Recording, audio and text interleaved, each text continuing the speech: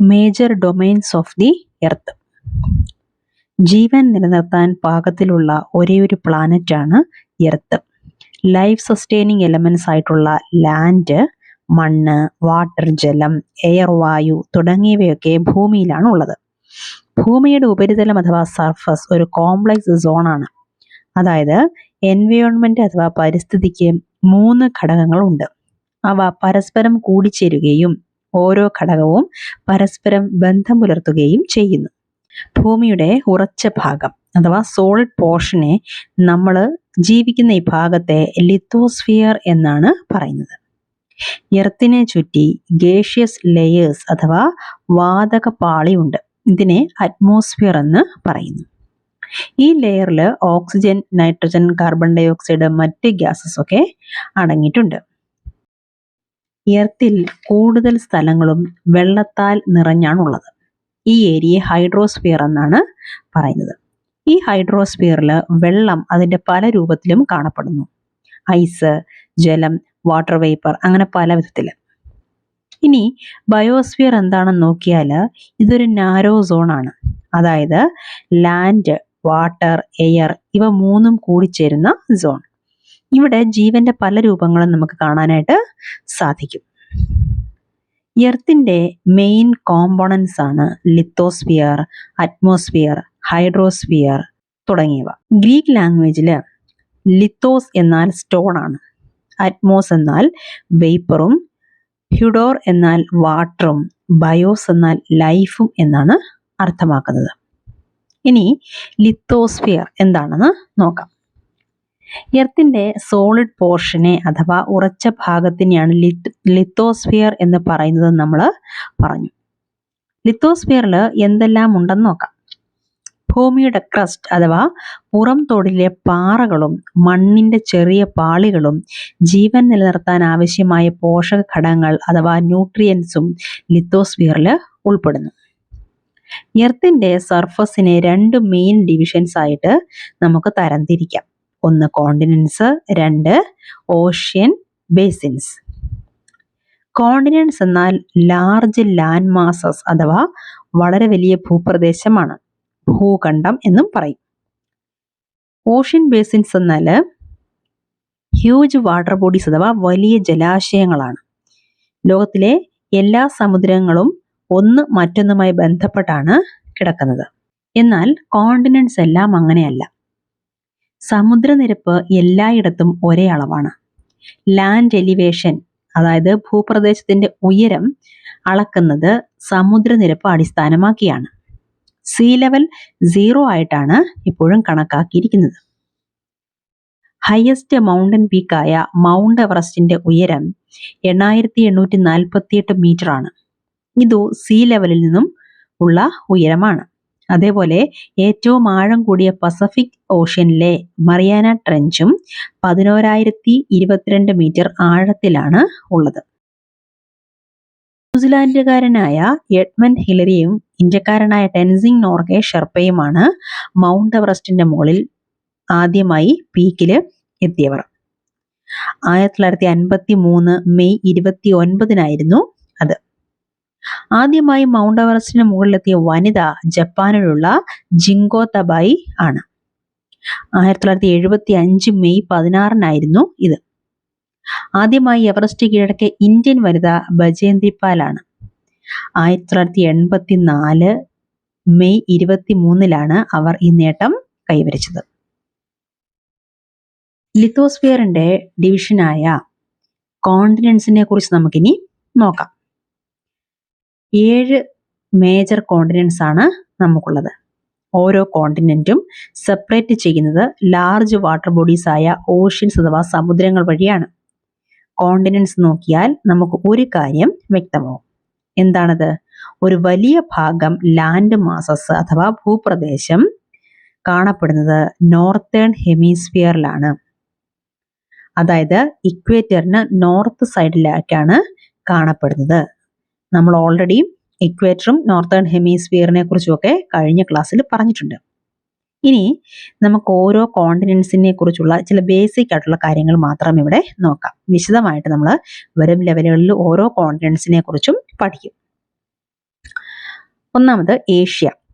ഏഷ്യയാണ് ഏറ്റവും വലിയ കോണ്ടിനെന്റ് അഥവാ ഭൂഖണ്ഡം.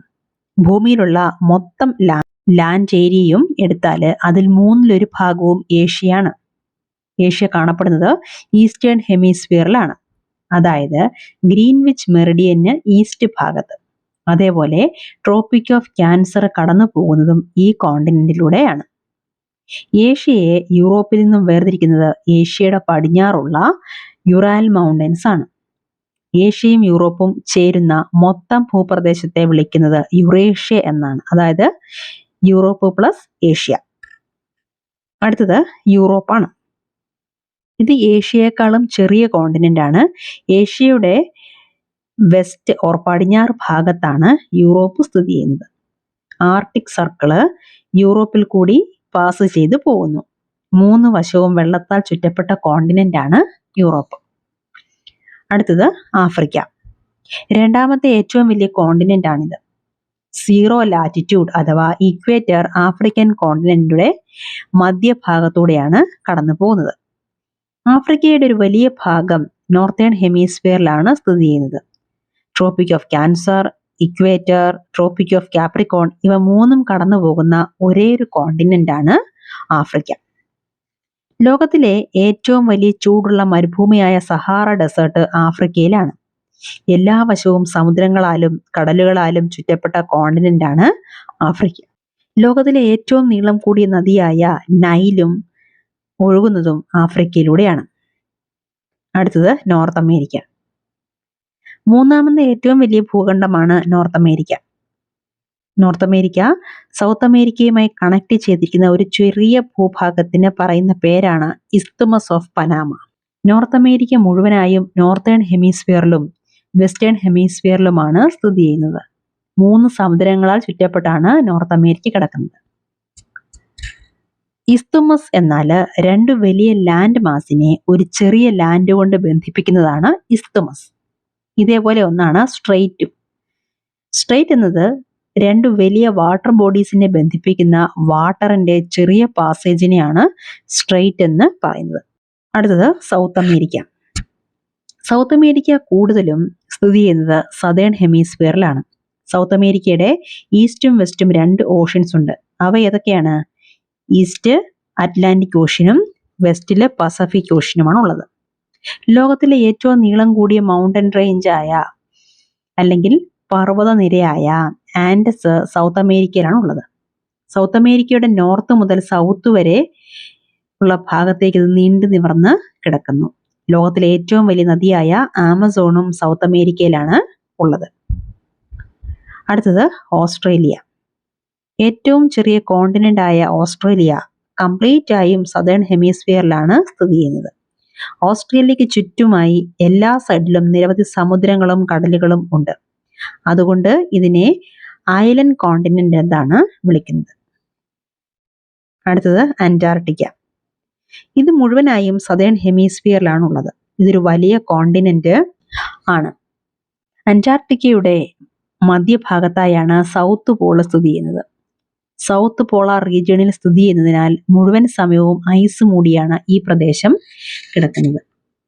അവിടെ മനുഷ്യർ സ്ഥിരമായി താമസിക്കാറില്ല. അന്റാർട്ടിക്കയിൽ നിരവധി രാജ്യങ്ങളുടെ ഗവേഷണ കേന്ദ്രങ്ങളുണ്ട്. മൈത്രി, ദക്ഷിണ ഗംഗോത്രി തുടങ്ങിയവയാണ് ഇന്ത്യയുടെ റിസർച്ച് സ്റ്റേഷൻസ് അഥവാ ഗവേഷണ കേന്ദ്രങ്ങൾ അന്റാർട്ടിക്കയിൽ ഉള്ളത്. അടുത്തത് ഹൈഡ്രോസ്ഫിയർ. എർത്ത് അറിയപ്പെടുന്നത് ബ്ലൂ പ്ലാനറ്റ് എന്നാണ്. 71% എർത്തിൽ വെള്ളമാണ്. ബാക്കി 29% മാത്രമാണ് ലാൻഡ് ഉള്ളത്. ഹൈഡ്രോസ്ഫിയറിൽ വാട്ടർ പല ഫോംസിലാണ് കാണപ്പെടുന്നത്. ഒഴുകുന്ന വെള്ളമായി സമുദ്രത്തിലും നദികളിലും തടാകങ്ങളിലും മഞ്ഞിന്റെ രൂപത്തിൽ മഞ്ഞുപാളികളിലും ഭൂഗർഭത്തിൽ വെള്ളമായും നീരാവിയായി അന്തരീക്ഷത്തിലുമൊക്കെ കാണപ്പെടുന്നു. ഇതെല്ലാം തന്നെ ഹൈഡ്രോസ്ഫിയറിന്റെ ഭാഗമാണ്. 97% ജലവും സമുദ്രങ്ങളിലാണ് കാണപ്പെടുന്നത്. ഇത് ഉപ്പുവെള്ളമാണ്. ബാക്കിയുള്ളവ മഞ്ഞുപാളികളായും മഞ്ഞുമലയായും അണ്ടർഗ്രൗണ്ട് വാട്ടറായും ആണുള്ളത്. മനുഷ്യന് ഉപയോഗിക്കാൻ തക്ക രീതിയിലുള്ള ഫ്രഷ് വാട്ടർ വളരെ കുറച്ച് അളവിൽ മാത്രമേ ലഭ്യമാകുന്നുള്ളൂ. ബ്ലൂ പ്ലാനറ്റ് എന്ന പേരുണ്ടെങ്കിലും ജലക്ഷാമം നാം നേരിടുന്ന ഒരു പ്രശ്നമാണ്. അടുത്തത് ഓഷ്യൻസ്. ഹൈഡ്രോസ്ഫിയറിന്റെ ഒരു മേജർ പാർട്ടാണ് ഓഷ്യൻസ് എന്നത്. ഇത് ഒന്ന് മറ്റൊന്നുമായി ബന്ധപ്പെട്ടാണ് കിടക്കുന്നത്. സമുദ്രജലം എപ്പോഴും നീങ്ങിക്കൊണ്ടിരിക്കുന്നു അല്ലെങ്കിൽ ചലിച്ചുകൊണ്ടിരിക്കുന്നു. ഇത് മൂവിങ് ആണെന്ന് പറയും. 3 പ്രധാന മൂവ്മെന്റ്സ് ആണ്. 1 വേവ്സ് തിരമാലകൾ, 2 ടൈഡ്സ് വേലിയേറ്റങ്ങൾ, 3 ഓഷ്യൻ കറന്റ്സ് സമുദ്ര പ്രവാഹങ്ങൾ. 5 പ്രധാന സമുദ്രങ്ങളാണ് ഉള്ളത്. 1 Pacific ocean, 2 Atlantic ocean, 3 Indian ocean, 4 southern ocean, 5 Arctic ocean.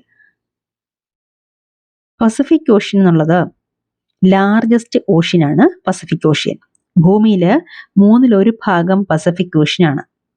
ഏറ്റവും ആഴമേറിയ ഭാഗം മറീന ട്രഞ്ച് പസഫിക് ഓഷ്യനിലാണ് ഉള്ളത്. പസഫിക് ഓഷ്യൻ സർക്കുലർ ഷേപ്പിലാണ് കാണപ്പെടുന്നത്. Asia, Australia, north, south America തുടങ്ങിയ കോണ്ടിനെന്റ്സ് പസഫിക് ഓഷ്യനെ ചുറ്റി കാണപ്പെടുന്നു. അടുത്തത് Atlantic ocean. Second largest ocean ആണിത്.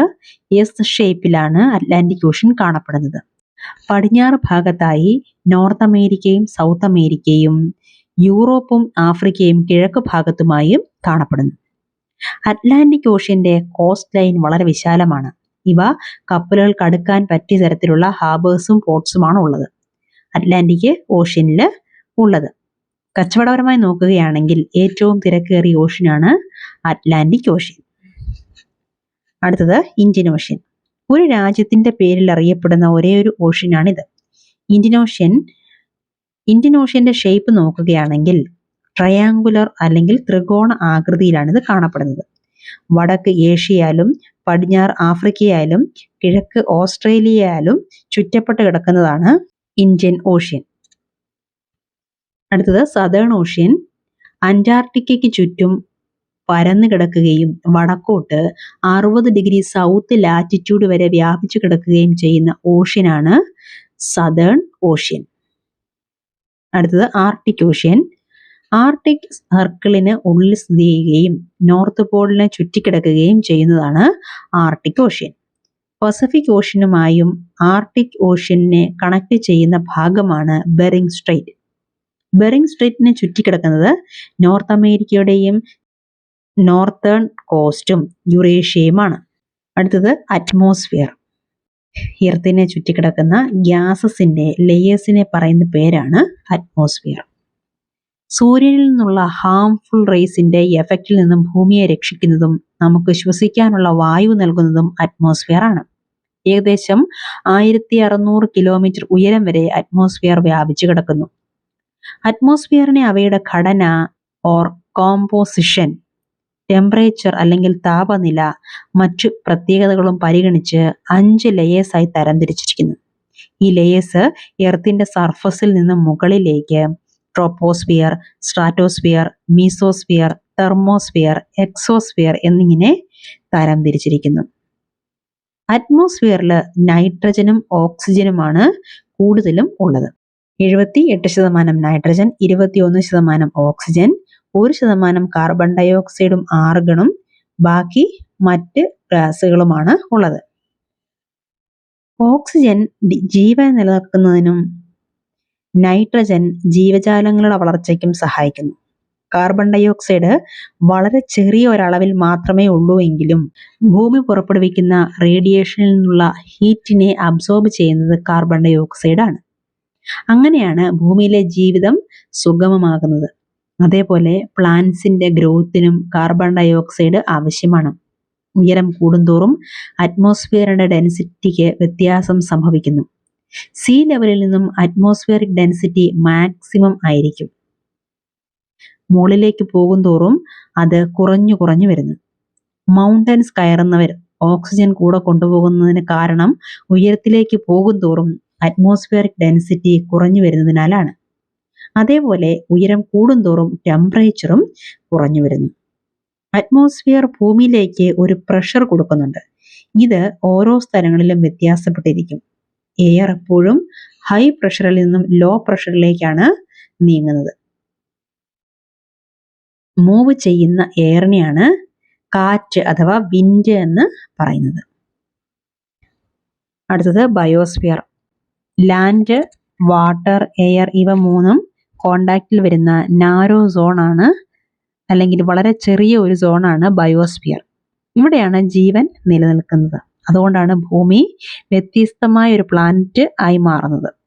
മൈക്രോബ്സ്, ബാക്ടീരിയ, മാമൽസ്, ഹ്യൂമൻസ് ഇവയെല്ലാം ലിങ്ക് ചെയ്യുന്നത് ബയോസ്ഫിയറിലാണ്. ബയോസ്ഫിയറിലുള്ള ഓർഗാനിസംസിനെ രണ്ട് വലിയ കാറ്റഗറി ആയി ഡിവൈഡ് ചെയ്യുന്നു. ഒന്ന് പ്ലാന്റ് കിങ്ഡം, രണ്ട് അനിമൽ കിങ്ഡം. എർത്തിന്റെ ഡൊമൈൻസ് മൂന്നും പരസ്പര ബന്ധപ്പെട്ടാണ് കിടക്കുന്നത്. അതുകൊണ്ട് പ്രകൃതിയിൽ നാം ചെയ്യുന്ന പ്രവർത്തനങ്ങൾ പ്രകൃതിയെ ബാധിക്കുകയും പിന്നീട് പല പ്രകൃതി ദുരന്തങ്ങൾക്കും അത് കാരണമാവുകയും ചെയ്യും.